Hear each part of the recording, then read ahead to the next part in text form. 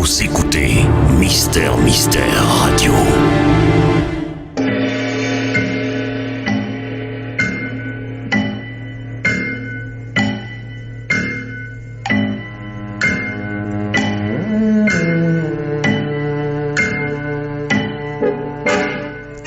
Les maîtres du mystère.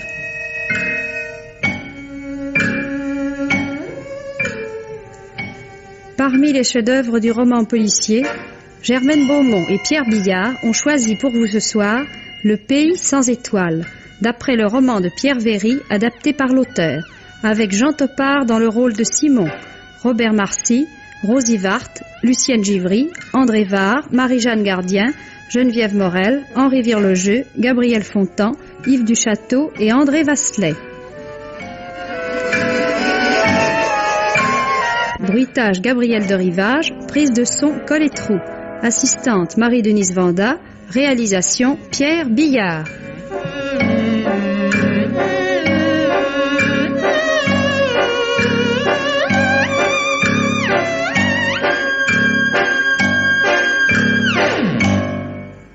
Je m'appelle Simon Le Gouge. J'ai 25 ans. Je travaillais à Cormeilles en Parisis, dans l'étude de maître de Gueusy notaire. À force de me consacrer à des recherches sur héritiers disparus, filiation ou ascendance douteuse, famille éteinte, j'en étais arrivé à considérer une vie humaine comme très suffisamment définie par deux dates: né le, décédé le. En chaque vivant, je ne pouvais plus considérer dès le berceau que le cadavre en sursis. Je remontais de ces plongées dans les poudreuses archives d'état civil, les doigts couverts d'une sorte de cendre qui me semblait être la cendre même du temps jadis. J'en vins à ne plus m'intéresser qu'aux mémoires, aux chroniques, aux souvenirs. Je vivais littéralement dans le passé. Ce fut durant ces occupations que se manifestèrent mes premiers troubles.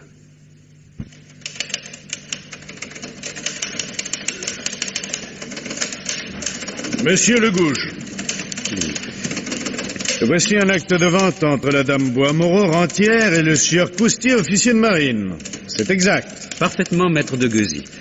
Pouvez-vous m'expliquer par quel miracle sur cette copie établie par vous, la dame Bois-Moreau est devenue un prêtre, le curé Pompidou? Ça vous amuse? Moi pas. Et l'officier de marine est devenu une mère de famille, la dame Malicorne. Oh, c'est extraordinaire. N'est-ce pas? Ici, Émile Aucointre devient Albéric Camus. Là, vous débaptisez la commune de Montignac pour la rebaptiser Tournepic. Tournepic, hein? Pourquoi pas Tournetrèfle ou Tournecoeur? Je vous prie de m'excuser, maître, je ne comprends pas. Eh ben moi, je ne comprends que trop. Monsieur Le Gouge, dans une étude de notaire, il n'y a pas de place pour les amateurs. Une virgule déplacée peut déclencher d'interminables procédures. Des catastrophes. Tout l'édifice des lois est en équilibre sur des virgules. Veuillez, s'il vous plaît, passer dans mon bureau.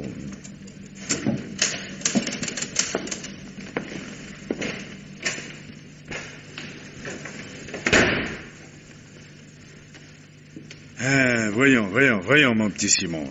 J'ai été obligé de vous parler sévèrement devant les autres, mais je suis un vieil ami de votre père. Qu'est-ce qui va pas? Hein? Tenez, encore du courrier qui nous revient d'Espagne par suite d'adresse erronée. Regardez. Vous obstinez à écrire Talakayud au lieu de Calatayud.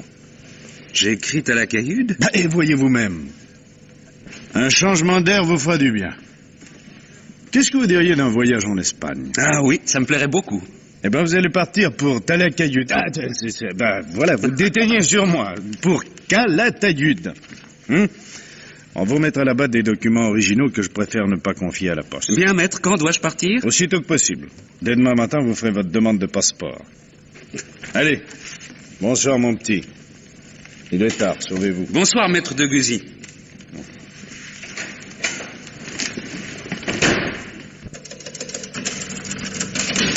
Ah, vous êtes encore là, Madame Aimée, vous faites du rabiot? Oh, avec tous ces défunts. Décès Hilleret, décès Fontaine, succession Marceau. C'est fou ce que les morts dévorent le temps des vivants. Il faut bien que tout le monde mange. Oh, mais faites peur, monsieur, je vous avez pas entendu entrer. Vous désirez? C'est un ami à moi, Jean-Thomas Pellerin. Je l'appelle JT, ça va plus vite. Je t'attendais en bas, Simon. J'ai vu passer tes collègues. Je me suis dit, on m'a kidnappé mon poussin. Je suis sa mère à ce petit. Ah, idiot. Permettez que je vous aide à passer ce manteau, madame. Oh. Belle madame aimée. Oh, vous êtes vraiment très galant. Merci beaucoup. Au revoir, monsieur. Madame. Bonsoir, monsieur Le Gouge. Bonsoir, Madame Aimée. Dis donc. C'est charmante, hein. Un peu mûre, mais encore très comestible. Oui, je sais, tu n'aimes pas les fruits qui ne demandent qu'à se laisser cueillir. Mon vieux, je suis fou de joie. Le patron m'envoie en Espagne. À Calatayud, dans la province de Saragosse. Moi qui ne rêve que de voyager et d'aller à l'étranger. Oh, l'étranger, quand on a la chance de vivre à Paris, on y reste. Paris, c'est le paradis. Le paradis des jolies femmes, de ceux qui les aiment. À quoi dois-je le plaisir de ta visite dans cette banlieue perdue? Mais à l'amitié, mon cher, à l'amitié. Tu as besoin d'argent? Alors là, tu m'offenses. Non, c'est pas moi qui ai besoin d'argent, c'est mon percepteur. Si tu pouvais me passer 3000 francs pour le faire patienter. Bien sûr. Elle est blonde, brune ou rousse? Qui ça? Eh bien, ton percepteur. En disant, ça me fait penser que je peux pas te rendre les 2000 francs que tu m'as prêtés le mois dernier. Je te les rendrai avec le reste. Sur mes premières rentrées, le marquis de Saint-Preux marie son fils avec les confitures Lemire. Pour moi, c'est une affaire formidable. Mais quel rapport? Le marquis me charge de m'occuper de l'installation du jeune couple. J'ai des idées de décoration sublimes. Bon, les idées, c'est pas ça qui me manque. Mais tu vois, je me dégoûte. Je suis un individu ignoble. Ah, répugnant. Qu'est-ce qui te prend? Non, c'est vrai. Je t'emprunte de l'argent, là, sans arrêt. Je me fais nourrir. Un pique-assiette et honté. Le parasite dans toute sa splendeur. Est-ce que tu peux en dire des bêtises? Non, c'est vrai. Oui, ce qui est à moi est à toi aussi. Enfin, c'est-à-dire, quand j'aurai quelque chose à moi. Mais oui, te fatigue pas. Dis donc, le prochain train ne s'arrête pas ici. Je propose qu'on aille le prendre à Argenteuil. Je connais un raccourci. À travers les champs d'épandage? Oui. Et à cette heure-ci, on verra même pas où on met les pieds, charmant. Oh, là, on n'a pas idée de travailler en banlieue quand on habite Paris.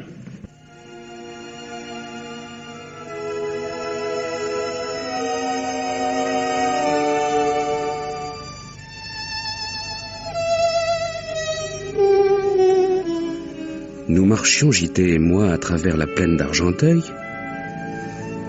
Nous venions de passer sous le pont de chemin de fer. Et c'est alors que se produisit un fait étrange qui m'amena à douter de ma raison. Mon pied droit venait d'accrocher une racine.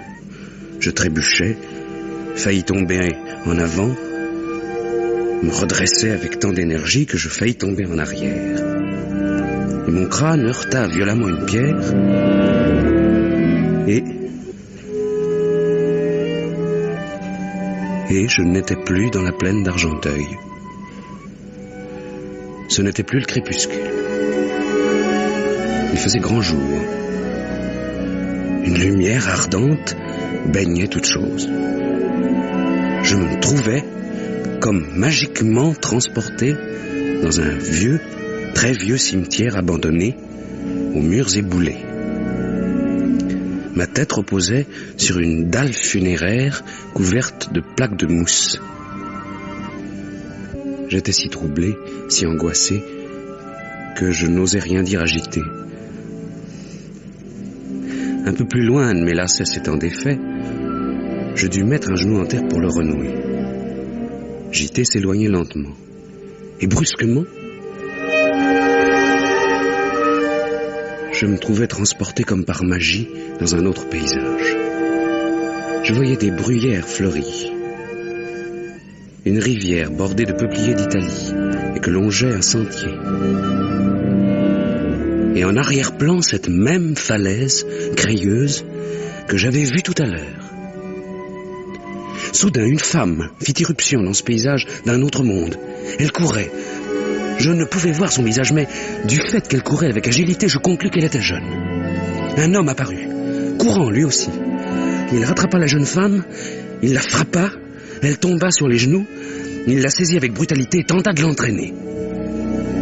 Je n'entendais pas un son. J'avais l'impression de voir des personnages de cinéma, d'assister au déroulement d'un film muet. Et cette impression était encore renforcée par le fait que l'homme et la femme portaient des costumes surannés, nous ramenant à plus d'un siècle en arrière. À cet instant, un deuxième homme surgit. Il brandissait une lourde canne ornée d'une pomme de cuivre. Le premier homme lui fit face, mais la pomme de cuivre le frappa à la tempe, il s'effondra. Puis tout disparut. Alors, Simon, tu viens? On va finir par manquer le train. J'arrive. Qu'est-ce que tu fabriquais? Un nœud que je n'arrivais pas à défaire.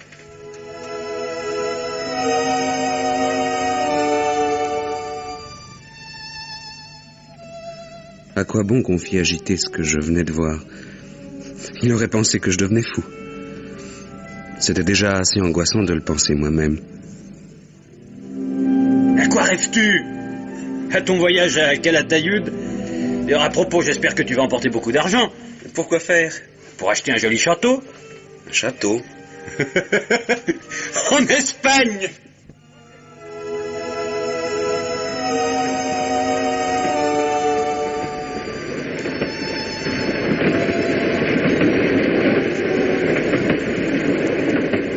« 48 heures plus tard, le train m'emportait vers Bordeaux, vers l'Espagne, vers Calatayud.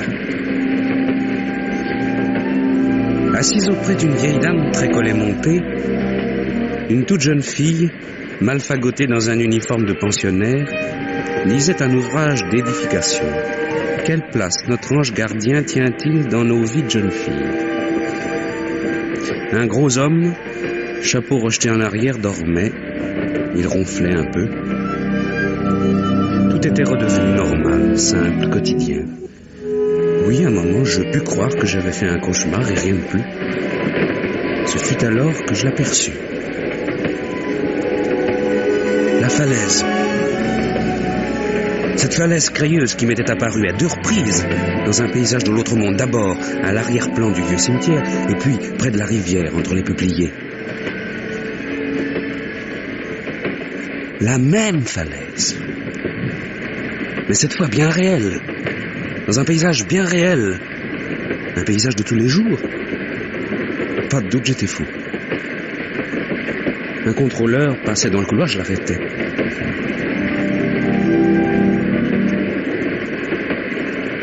Pardon, monsieur. Qu'est-ce qu'on voit là-bas? Je ne vois rien. Ah, pourtant, on dirait bien. Mais où est-ce au juste? Sur la falaise ou devant? Ah, vous le voyez, vous aussi? Hein? Vous la voyez, vous aussi, la falaise? Jamais, elle crève les yeux. Ah, je savais bien que j'étais pas fou. Dites-moi, monsieur, où sommes-nous ici exactement? Un quart d'heure de Libourne. Et de Libourne, pour aller vers cette falaise, il y a un train? Vous avez un autocar. Le bus, comme on dit.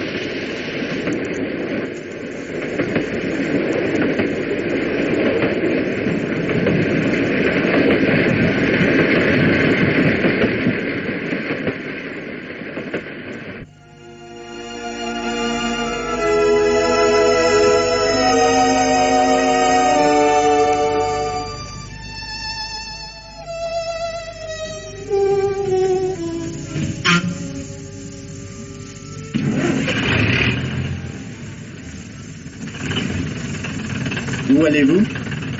Je ne me rappelle pas bien le nom du pays. C'est la première fois que je viens, n'est-ce pas alors? C'est près de cette falaise toute blanche qu'on aperçoit là-bas. Comment l'appelle-t-on? La falaise de Tournepic, monsieur. Hein? Tournepic? Ben oui, Tournepic. Un beau morceau de falaise, hein? Tournepic. Et oui, c'est ce nom-là. Et pour aller à la falaise, il faut descendre à Clérac, c'est le plus près. C'est 45 francs. Voilà, merci, monsieur. Est-ce qu'il n'y a pas une rivière non loin de cette falaise? Si. Et la Dronne. Elle n'est pas bordée de peupliers? Oui. Mais dites donc, vous avez l'air de bien connaître le pays pour quelqu'un qui n'y est jamais venu.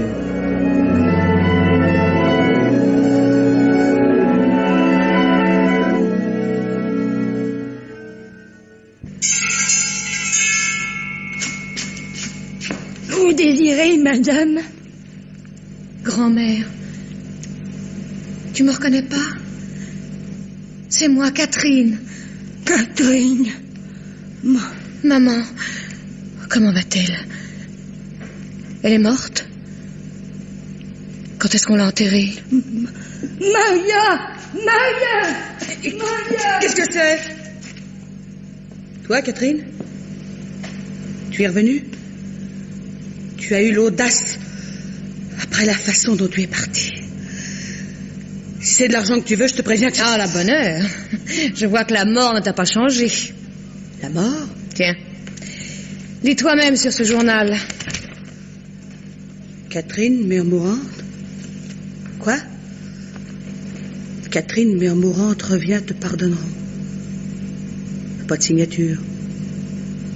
La petite Gironde. Qu'est-ce que c'est que cette histoire? Cette annonce? Tu as cru que c'était moi? Comme si j'avais l'habitude de gaspiller mon argent. Oh, c'est vrai. Les dépenses inutiles, c'est pas ton genre. Tu oses me dire ça? Toi pour qui je me suis crevé. Oh, tant de sacrifices. Toutes ces années d'école. Je voulais que ma fille soit au-dessus de moi. Qu'elle ne passe pas sa vie à être la domestique des autres. Comme moi. Et tout ça pour plaquer tes élèves à 1 mois du certificat d'études, il y a 4 ans, pour filer à Bordeaux avec un soi-disant artiste peintre. Et maintenant te voilà serveuse dans un bar à matelot. Caissière. Heureusement que ton pauvre père est mort avant d'avoir vu ça. Ça l'aurait tué. Oh, on ne choisit pas ses enfants, ses parents non plus. Saleté. Je pourrais mourir 10 fois que vous ne t'appellerez pas. Ça t'aurait plu, hein, de me trouver raide morte sur mon lit. Tu les aurais fait valser, mes écus, avec tes jolis messieurs. Je suis contente de voir que tu ne vas pas trop mal, adieu. Où vas-tu? Retrouver mes jolis messieurs. Écoute, il vaudrait mieux que tu restes un peu, pour ne pas faire jaser dans le pays. Les langues n'ont trop marché. Comme tu voudras. Tu permets que je prenne un paquet de cigarettes? Tant que tu seras là, tu me feras le plaisir de ne pas fumer devant les gens. Les gens, ta réputation, ce que les gens disent, ce que les gens croient, ce que les gens pensent. En tout cas, les gens savent que je couche dans des draps propres, moi. Et dire que j'étais venu dans une bonne intention.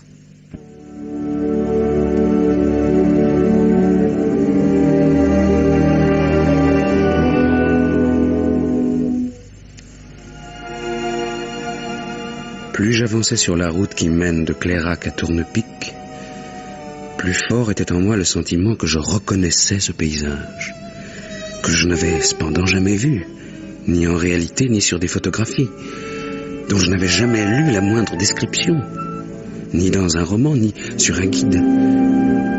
Mais j'avais beau avidement chercher des yeux la falaise, je ne la voyais plus. Elle avait disparu, comme engloutie. Et tout à coup, comme je venais de traverser un petit bois, je ne pus retenir un cri. La falaise, elle était là, sous mes pieds. Je me tenais sur son sommet, tout au bord de sa coulée éblouissante. Et dans la vallée, entre la falaise et la bourgade de Tournepic, j'apercevais la rivière bordée de peupliers. Cette rivière au bord de laquelle j'avais eu la vision fantastique de 2 hommes vêtus à la mode d'il y a 100 ans, se battant pour une jeune femme, et l'un d'eux tuant l'autre d'un coup à la tempe.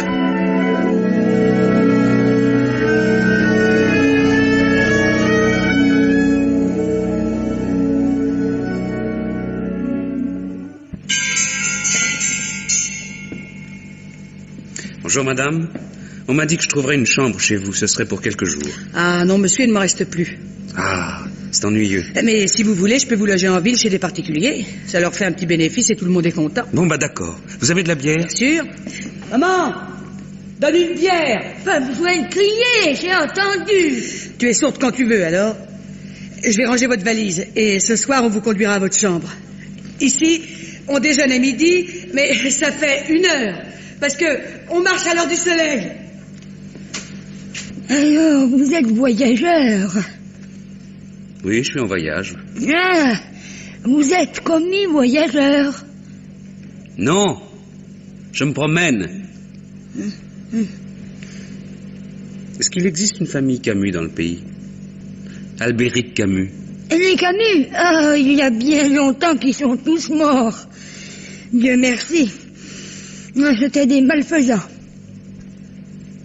Ah. Et un prêtre du nom de Pompidou. Pompidou, c'est lui qui m'a baptisé. Il est mort. Et une dame malicorne? Angèle, la chapelière. Ma pauvre mère a été à l'école avec elle. Mais il y a bien longtemps qu'elle est au cimetière. Mais vous êtes donc du pays. Vous connaissez ces noms-là. Si je suis du pays. Non. Qu'est-ce que vous disiez à propos du cimetière, madame? Mais je voulais dire que sous la terre, ma foi, c'est plus peuplé que dessus. Vous êtes venu pour rendre visite à un défunt, peut-être.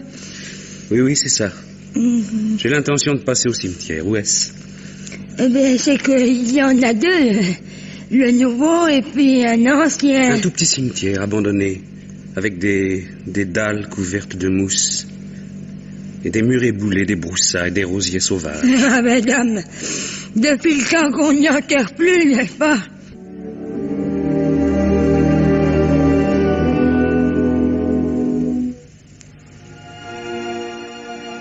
J'en étais sûr d'avance, je l'aurais juré. Dès que j'aperçus de loin ces murailles éboulées, je vis que cet ancien cimetière était le même cimetière dont j'avais eu la vision un soir dans la plaine d'Argenteuil. Et là-bas se dressait la falaise de craie. Je m'assis sur une très vieille dalle moussue dans le soleil, et je ne cherchais pas d'explication à ces mystères. Tout cela me dépassait par trop. Et d'abord, quelle explication trouver à l'inexplicable? Machinalement, j'arrachais des plaques de mousse. Et je découvris ainsi, gravé dans la pierre, un prénom féminin, Pamela. Pamela, un prénom comme devaient emporter nos arrière-grand-mères. Je continuais distraitement d'arracher des plaques de mousse, et de nouvelles lettres m'apparurent. C'est entendu, depuis mon arrivée à Tournepic, je m'attendais à tout. Et tout ce que j'attendais se produisait. J'étais devenu incapable même de m'étonner. Pourtant, lorsque je déchiffrai la première moitié du nom, un tremblement s'empara de moi. Talac. 4 lettres suivaient, je devinais lesquelles. Sûrement un A, un Y, un U et un D. Et, en effet, tel était le nom, Pamela Talakayud. Née en 1801, décédée en 1860. Brusquement, je me faisais l'effet d'un détective au bord d'une découverte sensationnelle. Un instinct m'assurait que cette Pamela Talakayud, c'était la jeune femme d'il y a 100 ans pour laquelle un homme en avait tué un autre d'un coup de canne dans le sentier au bord de la rivière. Un crime d'amour, certainement. Elle devait être très belle, Pamela Talakayud. Et sans doute la victime, comme son meurtrier, était enterrés eux aussi dans ce cimetière. Qui pouvait-il être? Voilà donc ce qui m'attendait à Tournepic. Une enquête chez les fantômes. Machinalement, je cueillis une rose sauvage. C'est mal de voler les morts. Pardon? Ils n'ont que les fleurs qu'ils font pousser et vous venez les leur prendre. C'est un cadeau. Pamela Talakayud m'a donné la permission. Ah, dans ces conditions. Vous vous occupez sans doute du sanatorium? Non, je ne suis pas du pays. Alors, pourquoi m'avez-vous parlé de Pamela Talakayud? Je serais curieux de connaître sa vie. Tout le monde ici vous dira que c'était une sainte. Oui, mais est-ce qu'un crime n'a pas été commis pour elle autrefois? Je n'en ai jamais entendu parler. Je vous avoue que les crimes, ça ne m'intéresse pas. Et vous? Non, moi non plus, mais celui-là, oui. Je crois que c'était une histoire d'amour. Les histoires d'amour, ça ne vous intéresse pas non plus? Non. Et puis, je pars demain. Dommage. Allez voir le juge de paix en retraite. Les vieux crimes, c'est sa marotte.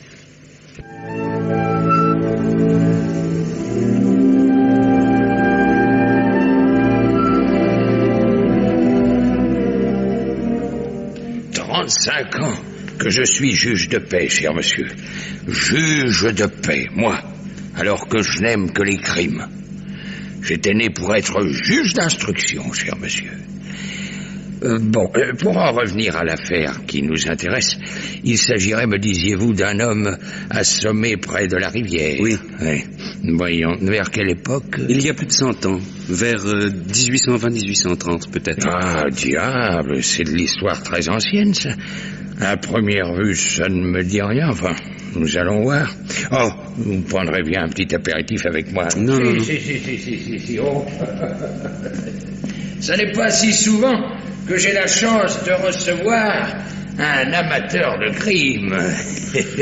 Tenez, voilà, c'est une absinthe de ma fabrication.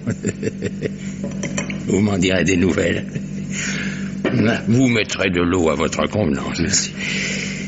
Ah, vous voyez ce gros registre-là? C'est mon livre d'or. J'y ai noté tout ce qui s'est passé au point de vue criminel dans le canton depuis 1750, cher monsieur, naturellement. Tenez, je vous en prie. Il y a des années creuses. Alors, à votre santé. À votre santé, monsieur le juge. Voyons, vous me disiez vers 1820, 1830. Ça ne va pas être commode à retrouver, ça. Voyons, voilà 1820. Non, rien de saillant en 1820. Des délits, des broutilles, enfin aucune affaire criminelle. 21, rien d'excitant non plus. 1822, excellente année. 3 beaux crimes. 2 machiavéliques affaires d'empoisonnement, dont l'une m'a l'air d'être un pur chef-d'œuvre. Une succulente histoire d'omelette au pollen de lierre. Un homme abattu d'un coup de fusil dans sa propriété, mais aucun individu assommé près de la rivière. Je suis confus de vous prendre votre temps. Mais c'est un plaisir, c'est un vrai plaisir, cher monsieur. Alors, attendez, voyons. 1824, non. 25 non plus. Je le tiens. J'ai votre client. Vous avez raison. Il a été assommé exactement le 17 juillet 1828 à 10h du matin. Il y a 130 ans, tout rond. Et il s'appelait? Attendez, François Charles Talacahude. Et le meurtrier? Ah, ça y court encore, si j'ose dire. On ne l'a jamais découvert. Ni le mobile du crime, d'ailleurs. Le vol, sans doute. Une histoire d'amour, peut-être. Oh, quelle idée, voyons. Je lis ici que ce François Charles Talacahude était un Richard. Oui, c'était aussi une effroyable brute. Alors, peut-être une vengeance. Mais est-ce qu'une certaine Pamela Talacahude, dont j'ai vu la tombe dans l'ancien cimetière, n'était pas parente de ce François Charles? Ah, mais c'était sa cousine. Eh bien, un crime passionnel, paraît... Non, je vous en prie, cher monsieur, Pamela était une vraie sainte. Songez donc, sanatorium. Mais oui, une œuvre de charité magnifique, pour laquelle, à sa mort, en 1860, elle a donné toute sa fortune. Mais en 1828, Pamela avait 27 ans. Oui. Et la charité n'exclut pas l'amour, au contraire. Oh, vous y tenez, vraiment. Une dernière question, monsieur le juge. Y a-t-il des Talacahudes actuellement vivants? Oui, mademoiselle Anaïs, une vieille femme qui vit seule.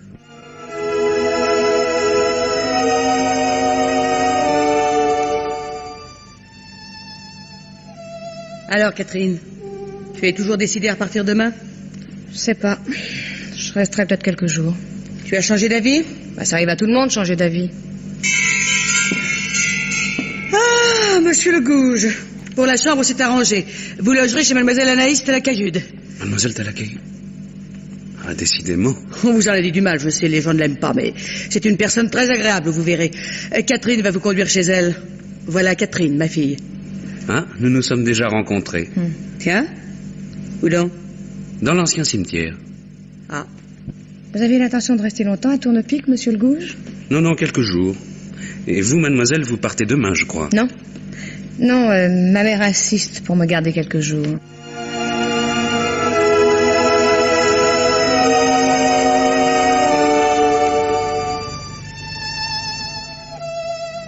Bonsoir, mademoiselle Anaïs. Catherine, je pensais bien ne jamais te revoir. Vous me dites ça comme si j'avais été au bout du monde. C'est moi qui n'irai plus bien loin. Oh, vous êtes solide. Tenez, voilà monsieur Le Gouge que ma mère vous a demandé de loger. Très bien. Bonsoir, monsieur. Bonsoir, madame. Je vais vous conduire à votre chambre. Attends-moi une minute en bas, Catherine, qu'on bavarde un peu. Oui. Si vous voulez bien me suivre, monsieur, c'est au premier.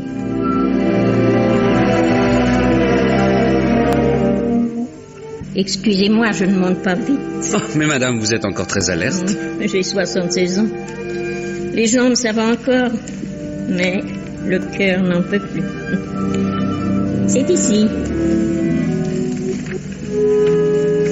Vous verrez, le lit est très bien. Et vous n'entendrez pas de bruit. Je serai très bien. Vous pourrez ranger vos affaires dans cette armoire. Oui, ça sera parfait. Évidemment, la chambre n'est pas luxueuse. Pourtant, il y en a eu des meubles dans cette maison. Une fortune. Ici, un secrétaire en bois de rose. Ici, une commode boule. Ici, une glace vénitienne. Il ne reste que la place. Et les terres, les bois, les vignes. Elle a tout vendu, tout. Qui ça? Ma chère grand-tante Pamela. Elle était très charitable, n'est-ce pas? Je pense bien. Tenez, regardez ces lumières là-bas. Qu'est-ce que c'est? Le sanatorium.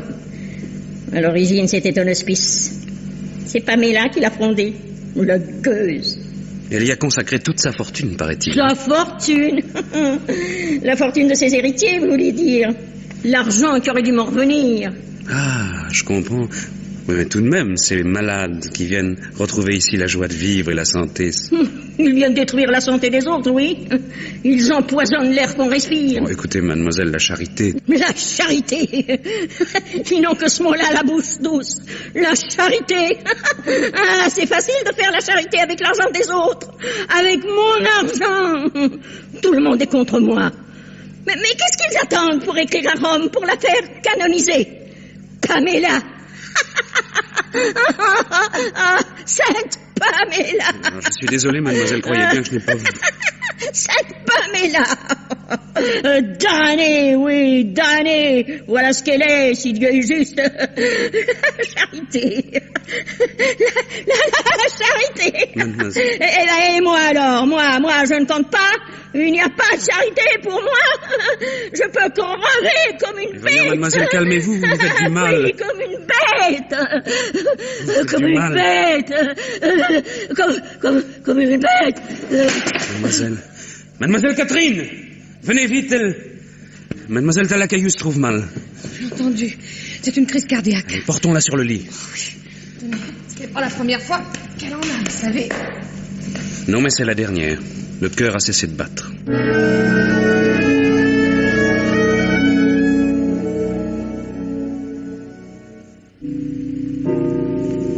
J'étais sûre que vous viendriez ici, dans ce vieux cimetière.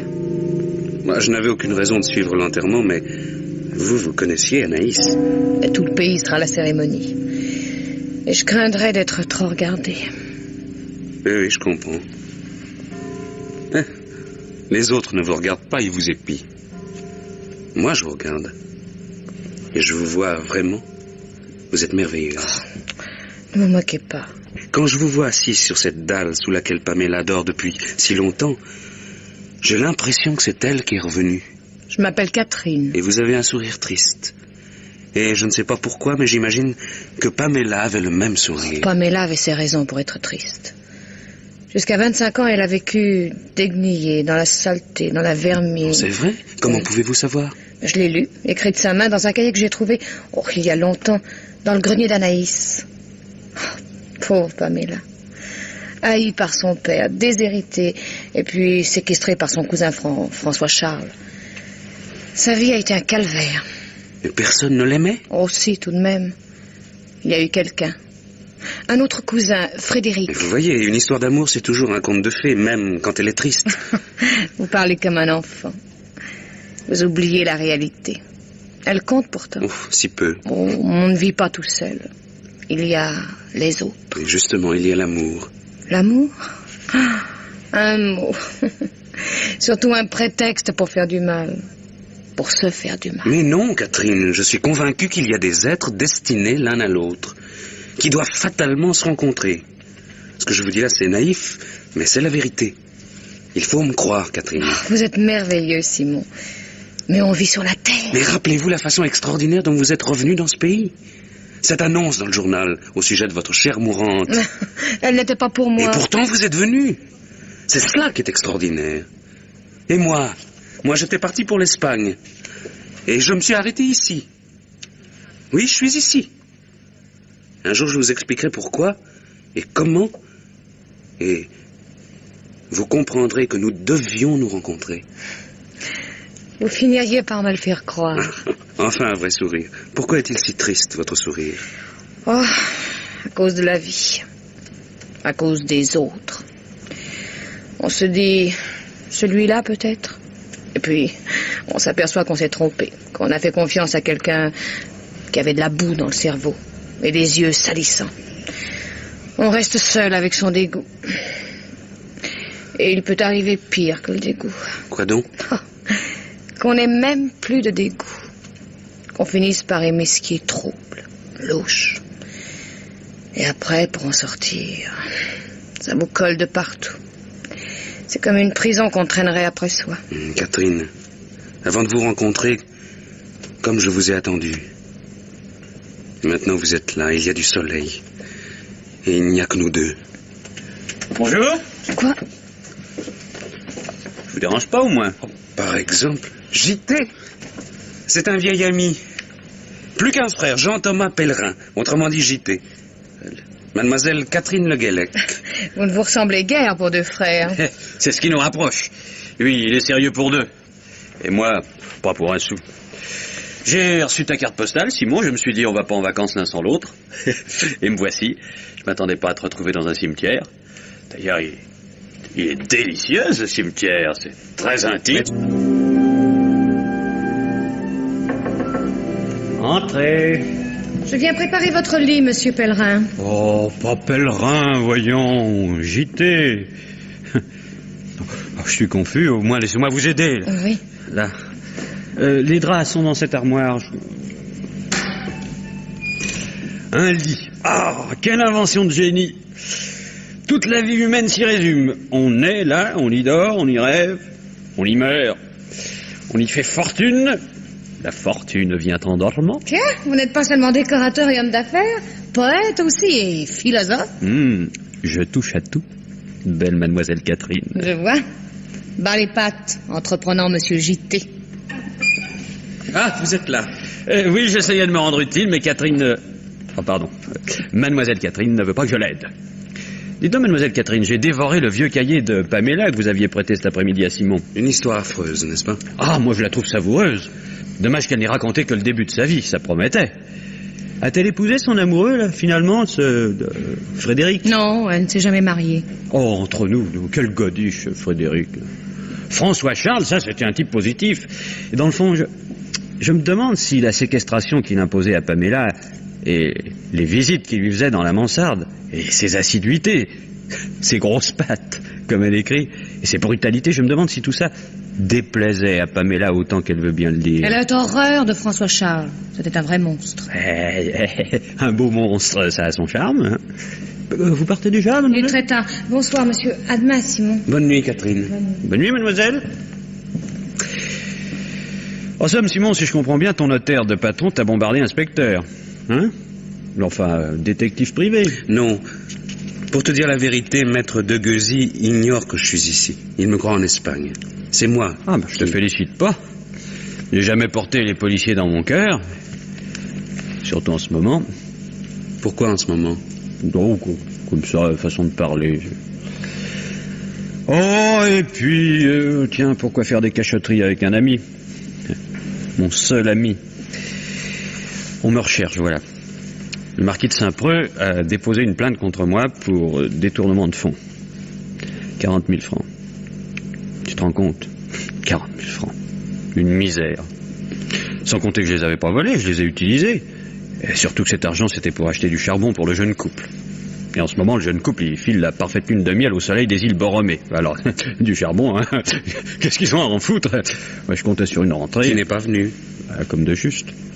40 billets que j'avais avancés à un camarade. Et il m'avait formellement promis... Je comprends, mais à la date convenue, personne. Bref, tu vois en moi l'homme traqué dans toute sa misère. Mais ben, ne t'en fais pas. Maître de Guzy m'a confié une bonne somme pour l'affaire d'Espagne. Et demain matin, tu vas aller à la poste expédier les 40 000 francs au marquis. Non, ça, jamais de la vie, je refuse. Non, ne fais pas l'idiot. Il faut absolument obtenir le retrait de cette plainte. Et si j'étais à ta place et toi à la mienne, tu ferais la même chose. Oh, oui, bien sûr, mais... Bon, ben il n'y a pas de mais. Tiens, allez, prends. Et à De Guzy, et comment lui rendras-tu? J'ai une petite provision à ma banque à Paris. Bon, tu sais, je veux pas qu'on me fourre mon poussin en prison pour escroquerie, tu comprends, hein? Allez, comme ça, d'accord, merci. Je te rendrai ça en bloc avec le reste. Oui, c'est ça. Sur ce, je vais me coucher. Tâche de rêver à ta chère Catherine. Pardon, je veux dire, à ta chère Pamela. Oh, Pamela. Est-ce qu'elle peut me taper sur les nerfs, celle-là? Pourquoi? Son nom me rappelle quelque chose, mais je sais pas quoi. Je cherche... Ah, c'est agaçant. Allez, dodo, mon poussin. Pauvre Simon. Oh, il n'y a pas de mérite à le rouler. Il gobe tout ce qu'on lui raconte. S'il savait qu'il n'y a pas plus de marquis de Saint-Preux que de cinéma parlant dans la lune.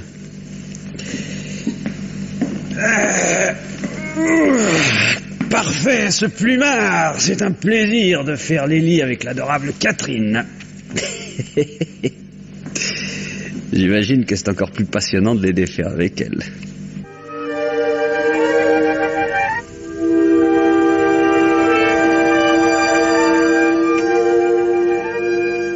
Ce jardin est idyllique, et dans ce bain de soleil, vous êtes à croquer, Catherine. Pardon, mademoiselle Catherine. Vous ne croyez pas que vous seriez mieux sur une chaise longue que dans l'herbe? C'est très bien. Merci, monsieur J.T. C'est beau la nature, hein? Les arbres, le soleil, les fleurs, les petits oiseaux. Vous aimez la campagne, vous? Moi? Oh, je l'ai en horreur, la campagne. Sortie de Paris, j'étouffe. Je n'aime que la ville. J'ai horreur du soleil. Je ne vis que la nuit. Ah, la nuit. La nuit dans les villes. Des nuits entières. J'ai arpenté Paris. Les villes sont comme les femmes. C'est surtout aux lumières qu'elles sont belles. C'est vrai. Moi aussi, à Bordeaux, à La Rochelle, j'en ai fait des marches. La nuit toute seule. Une rue, une autre encore. De loin en loin, un homme me suivait. Mais il se décourageait vite. J'allais au hasard, pour le plaisir de marcher. J'ai su que vous aviez ce goût-là dès la première seconde où je vous ai vu. Ça se voit, non? Tous ceux qui ont la passion de la nuit ont un air de famille. Salut. Je reviens de faire un tour au vieux cimetière. Au cimetière? Toujours le mot pour rire, ce Simon. Mais méfie-toi, hein, ça tourne à la nécrophilie, tes petites visites à Pamela. Nous, on se dorait au soleil. Sur ce, mon poussin, je te laisse en tête-à-tête avec Catherine. Une vivante, Catherine, je te le signale. Je n'ai que le temps de sauter à la poste si je veux que le mandat au marquis de Saint-Preux parte par le courrier de 5 heures. Bye bye.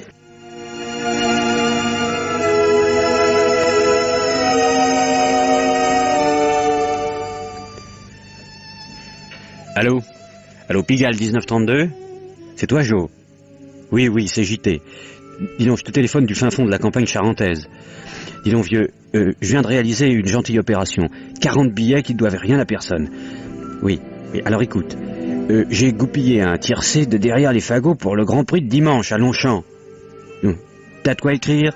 Bon, alors, note. Premier, Chihuahua. Deuxième, le mioche. Troisième, poisson d'avril. Alors tu me colles les 40 billets là-dessus. Bon, sans faute, hein. Si ça marche, ça fera du bruit. Comment? Oui, naturellement, je t'envoie le fric, farceur. Illico par mandat, mais justement, je t'appelle de la poste. Je saute au guichet. C'est ça, bye bye.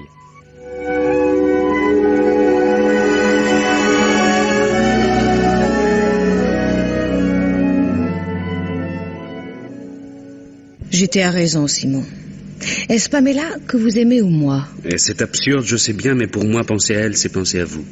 Je suis une Le Guellec, je ne suis pas une Talakayud. Et quand je songe à l'amour de Pamela et de Frédéric et au nôtre... Je vous répète que je ne suis pas Pamela. Je ne vis pas autant jadis. Je vis aujourd'hui sur la terre. Oh, j'en ai assez. Vous avez raison, Catherine, je n'aurais jamais dû entrer dans le vieux cimetière et dans cette maison. Il faut que nous partions. Mais voyons, Simon. De tout ce passé qui n'en finit pas, de remonter... Les Camus, le curé, Pompidou... Qu'est-ce que vous racontez? Et cette falaise et cette rivière, et depuis Paris, cette chose-là est devant moi et sur moi. Et elle ne me lâche pas. J'ai été comme appelé ici, comme tiré par des morts. Ils vivent en moi. Ils mangent ma vie. Nous allons partir, Catherine, tous les deux. Partir? Oui, demain. Et si je n'étais pas telle que vous imaginez? Vous m'avez idéalisé, mais le bonheur, ce n'est pas si facile. Et le bonheur pour moi, c'est vous. Vivre avec vous. Et pour vous, loin d'ici, parmi des vivants. Il faut nous délivrer de tous ces fantômes. Nous délivrer? Oui, Simon. Oui, demain nous partirons.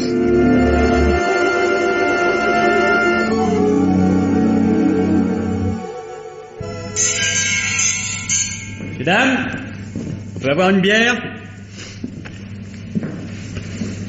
Tiens, il n'y a personne? Si encore tu étais resté avec ton artiste peintre. Une grue, voilà ce que tu es. Une grue. Oh, si, il y a quelqu'un. J'ai même l'impression que ça chauffe. Mon petit JT, c'est le moment d'être discret. Allez, monte au premier étage. T'entendras aussi bien, et même mieux. Oh, non, ton artiste peintre, tu l'as remplacé par un ingénieur des points chaussés. Ça, c'était une situation. Je me suis dit, elle a compris. Mais ça a duré 1 mois. Oh, même pas. 3 semaines. Ah, tu peux rire. Après, l'ingénieur... Ça va bientôt finir, oui. C'est le jour du jugement dernier. Et tu oses me dire ça ici, chez moi. Oh, rassure-toi, je pars demain. Avec qui? Ça ne te regarde pas.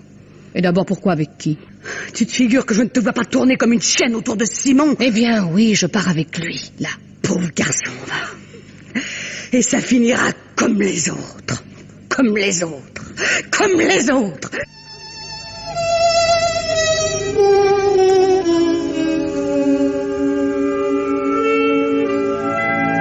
Qu'est-ce que vous faites dans ma chambre? Faut plus vous gêner? Votre chambre... jusqu'à demain seulement, puisque vous partez. Ah, vous écoutez aux portes. J'écoute pas, mais j'entends. Vous avez raison de partir. Vous vous accorderez merveilleusement avec Simon. Et joli, ce vieux secrétaire. Oui, c'est Anaïs Talakayud qui l'a vendu à ma mère. Oui, votre mère se trompe. Avec Simon, ce sera pas comme avec les autres. Évidemment, Simon, il est plutôt un enfant du soleil, et puis vous, une fille de la nuit, mais le jour et la nuit font la paire. C'est le couple idéal. Vous aurez des enfants beaux comme l'aurore. Oh, dites donc. Je plaisantais. Vous pensez si je le connais, Simon? Mon poussin. Son père est dans la magistrature, à Tourcoing. Un grand bourgeois. Ah, sa dame. Avec des principes. Et du linge pesé. Forcément, il me regardait pas d'un bon œil. Avec mes défauts plutôt voyants. Mes cols de chemise plutôt douteux. D'ailleurs, vous non plus, vous ne représentez pas exactement l'idéal pour la famille de Simon. Bah, vous partez pas avec la famille, hein? Vous partez avec Simon. Il est clerc de notaire, et un jour vous serez Madame la notairesse. Évidemment, les notairesses ne se promènent pas la nuit toutes seules, ça se fait pas. Simon, il ne comprendrait pas. Ben quoi, les meilleures ententes ont toujours été basées sur des malentendus. Je vous en supplie, taisez-vous. Écoutez, Catherine, je voudrais vous éviter une bêtise à vous et à Simon. Une souffrance inutile. Parce que ça finira fatalement comme ça. Mais je le sais, je le sais depuis le début. Mais j'espérais, j'aurais tant voulu. Eh, bien sûr. Au moins, essayer. C'était perdu d'avance. Tandis que nous deux... Non, oh non, lâchez-moi. Mais nous deux, on est fait pour s'entendre. Là...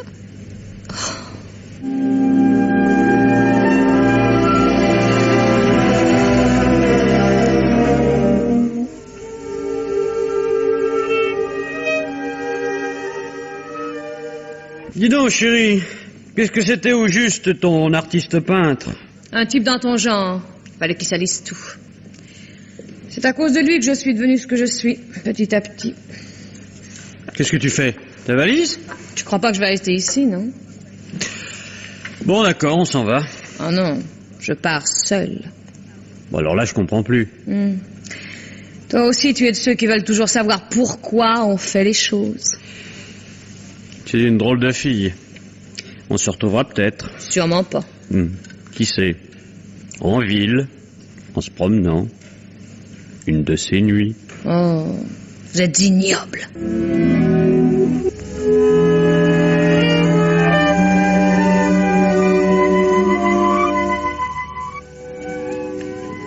Très, très, très joli, ce secrétaire. Tiens, on dirait bien... Mais oui, ça c'est un meuble à secret.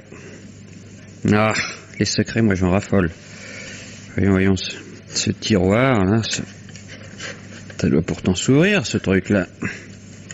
Tu vas peut-être tomber sur un magot, mon petit JT. Des louis. Des bijoux. Oh, alors, quoi, ce tiroir, tu t'ouvres, oui ou non? Ouais. Ça y est. Eh ben, c'était bien ça, tiens. Un tiroir à double fond. Oh, quoi, des paperasses, un vieux cahier. Tiens, mais... Ah, ça, alors, c'est comique, c'est... Oh, pas de doute, c'est la même écriture.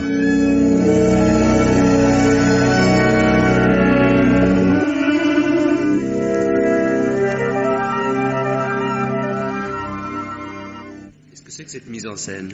Une bouteille de Saint-Émilion et 3 verres sur une table. Ça n'est pas une mise en scène. Tout au plus une nature morte. Justement, j'ai l'intention de vous parler d'une morte. Pamela. Ah non! Non, assez avec Pamela. Mais si!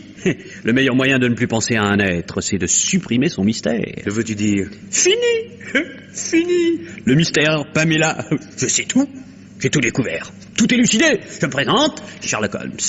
Demandez notre édition spéciale. Sensationnel reportage sur l'énigme de la maison Talacayoud, l'attentat au bord de la rivière, tous les détails sur la vie secrète de Pamela. Qu'est-ce qu'il raconte? Asseyez-vous.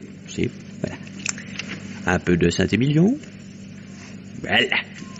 À la bonne vôtre, mes enfants. Bon, eh bien, ta chère Pamela, Simon, sainte Pamela, comme on dit ici. Je suis navré, mais en deux mots commençant, c'était une garce épouvantable. Hein? Et le bon Frédéric était le dernier des nigauds. Vous connaissez le début de l'aventure. Pamela haïe par son père, puis déshéritée au profit de son gros porc de cousin, François Charles. Ensuite, Pamela, vêtue de harde, séquestrée dans une mansarde par le dit François Charles, qui la brutalisait, abusait d'elle, quand la fantaisie l'en prenait. Là-dessus intervient un amoureux, le romantique Frédéric, le propre frère de François Charles. Tout cela, Pamela l'a raconté dans le vieux cahier que j'ai trouvé au grenier. Oui. Mais le deuxième acte de ce film à épisodes, vous l'ignorez. Et le voici. Entre les deux amoureux, la fuite est décidée. Frédéric apporte l'instrument indispensable de l'évasion, une jolie robe. Et la tourterelle s'envole. Mais voilà qu'elle est poursuivie. Par qui? Par François Charles, informé par une lettre anonyme. Dans le sentier, le long de la rivière, Pamela s'est mise à courir. François Charles rattrape Pamela. À ce moment, Frédéric les rejoint et l'assène à son frère avec une canne à un coup violent à la tempe. François Charles tombe, raide mort. Et voilà notre petit ami fratricide. Mais comment sais-tu ça, Simon? Mettons que j'ai assisté au crime. Farceur. J'étais, je t'en prie. Frédéric, qu'est-il devenu? On l'a trouvé quelques jours plus tard, le crâne fracassé, au pied de la falaise. On a cru un accident, mais on se trompait. Frédéric s'est donné volontairement la mort. Vous ne buvez pas? Ouais. Les contes de fées, ça me donne soif. Vous êtes écœurant. Catherine, ne partez pas. Catherine, revenez. Au fait, toi, tu pêchais toutes ces inventions, toi? Dans ce cahier, rédigé par Pamela elle-même, et compare l'écriture avec celle du premier cahier. Là, regarde. Tu es convaincu? Où l'as-tu trouvé? Dans le vieux secrétaire. Mais quel secrétaire? Celui qui est dans la chambre de Catherine. Mais qu'est-ce que tu allais faire dans la chambre de Catherine? Elle préparait sa valise. Ah, c'est vrai, oui. Catherine et moi, nous partons demain. Catherine part seule. Qu'est-ce que tu dis? Catherine part seule. Espèce d'idiot. Elle te l'a dit? Oui. Et Catherine! Catherine! Catherine!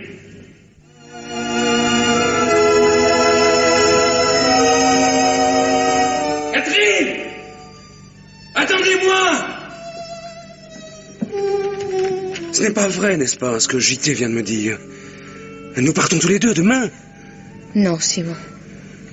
Mais c'est pas possible. C'est de la folie, Catherine. C'est ce que nous rêvions qui était de la folie. Une belle folie, oh, trop belle. Je ne vaut pas la peine, Simon. Mais vous êtes tout ce que j'aime, Catherine. Il n'y aurait que de la souffrance devant nous. Mais quand on aime, on ne se pose pas de questions. Vous n'avez jamais aimé. Tais-toi, ce n'est pas vrai. Lyon, Catherine, vous me cachez quelque chose. Il s'est sûrement passé quelque chose, hein? Ah, c'était donc ça. Et dire que je n'ai rien soupçonné. JT était dans votre chambre. C'est avec lui que vous partez. Je pars seule. Mais il vous rejoindra. Vous êtes sa maîtresse. Je le méprise. C'est un être ignoble. Et pourtant, je lui ai appartenu. Oui, pour avoir ensuite le courage de partir sans toi. Oh, tu as fait ça. Tu as pu faire ça, Catherine. Dites-moi, les enfants. Je vais vous donner un bon conseil. Oh, salaud. Mais qu'est-ce qui te prend? Mais lâche-moi, tu viens fou. Salaud. Tu as toujours été un salaud. Laisse-moi parler, bon Dieu, mais si tu me prends pour François Charles. Salaud.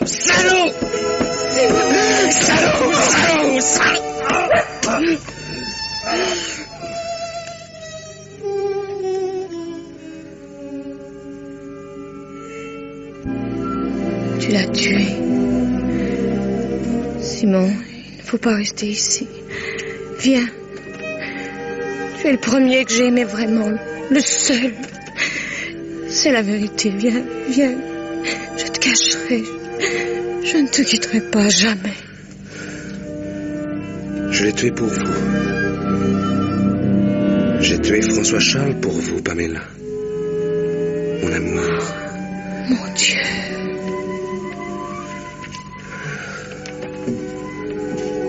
C'était un monstre. Et vous voilà délivré. Quelqu'un m'appelle. Qui m'appelle? Ah oui, c'est toi, Frédéric. Je te vois. Comme tu me ressembles. Et que me veux-tu? Ah, tu me montres le chemin de la falaise. Oui. Oui, je viens.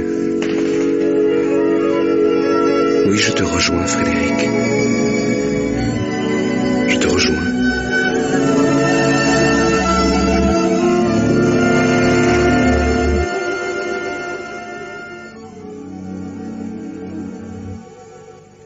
Le lendemain, on découvrit Simon Legouge mort, le crâne fracassé au pied de la falaise. Seigneur, se peut-il qu'il existe des terres maudites, des pays sans soleil et sans étoiles, sans espoir, où les vieux crimes renaissent d'eux-mêmes, inlassablement, comme le chardon, l'ortie ou le chien-dent? Ou plutôt doit-on croire que chaque homme et chaque femme sur cette terre sont destinés à vivre un grand amour partagé, et ceux qui ne l'auront pas connu dans une vie reviendront et revivront jusqu'à ce qu'ils aient réalisé pleinement cet amour.